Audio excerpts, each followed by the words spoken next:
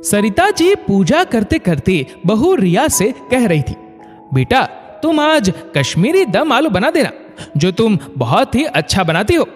मौसी जी को भी अपने हाथों का जादू दिखाना। बहू रिया ने जी मम्मी जी कहकर खुशी खुशी किचन का रुख किया।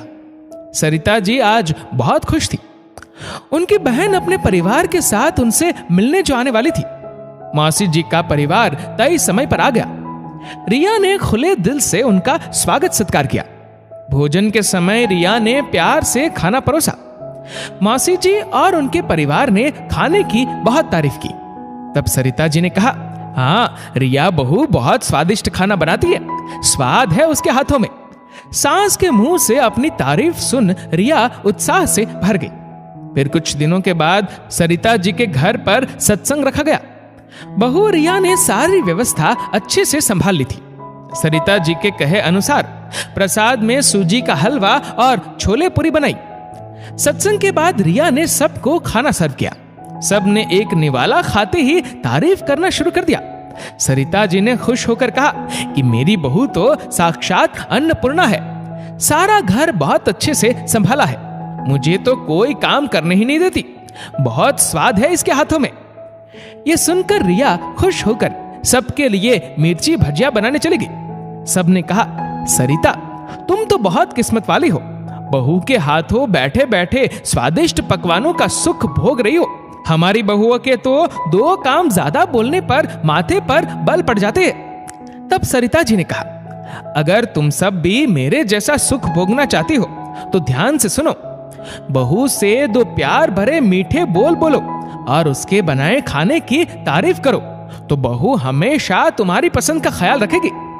गलती हम यही करते हैं कि बहुओं को अपनेपन और सराहना का उपहार देना भूल जाते हैं। समय समय पर बहुओं की काबिलियत की सराहना जरूर करें। हम सासें तो बस दूसरों की बहुओं में अच्छाई और अपनी बहू में कमी ढूंढती रहती है। ध्यान रखें, पड़ोस की बहू आपकी सेवा नहीं करने वाली है, सेवा करने के लिए आपकी बहू ही आपके सामने होगी। हम खुद अपनी बहुओं का मनोबल नहीं बढ़ाते तो बाकी लोग तो उनके गुणों की अनदेखी करेंगे ही ना। अपनी बहू को बताए कि उसका हमारे घर में होना एक नेमत है, ये उसे खास महसूस करवाने का सबसे प्यारा तरीका है। आस पड़ोस में अपने बहू की बुराई करने के बजाय घर काम में उसकी थोड़ी मदद कर दे। बहू की बुराई करने से आप उसके मन में अपने प्रति इज्जत खो देते हैं। शादी करके जब मेरी रिया बहू घर आई तो वह घर के कामों में कच्ची थी। तब मैं उसे ताने देने के बजाय उसका मनोबल बढ़ाते हुए उसमें हौसले के रंग भरने लगी। देखो आज वह कुशल गृहिणी बन चुकी है। ऐसे में हमारा रिश्ता और मजबूत होता चला गया। अगर बहू के बनाए खाने में गलती से कोई कमी रह जाती हो तो ताने देने की बजाय इस तरह कहे, बहू तुमने आज जो कढ़ी बनाई है उससे ज्यादा अच्छी पिछले हफ्ते बनाई थी, अगली बार बहू कढ़ी ध्यान देकर बनाएगी। तारीफ का तोहफा तो अपनेपन को और पोषित करता है। सराहना का शगुन स्त्री के मन की डोर को और मजबूती से बांधता है। दोस्तों, अगर आपको अपनी बहू या पत्नी के हाथों रोज मनपसंद भोजन का आनंद लेना हो तो तारीफ के 2 बोल बोल कर तो देखें।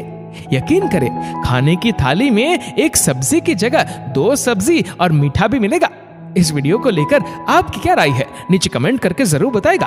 और अगर आपको वीडियो अच्छा लगा हो तो इस वीडियो को लाइक करेगा, शेयर करेगा ज्यादा से ज्यादा लोगों तक। और ऐसे ही और भी इंस्पिरेशनल वीडियोस के लिए सब्सक्राइब करें हमारे यूट्यूब चैनल को और फेसबुक पर फॉलो करें हमारे पेज को। धन्यवाद।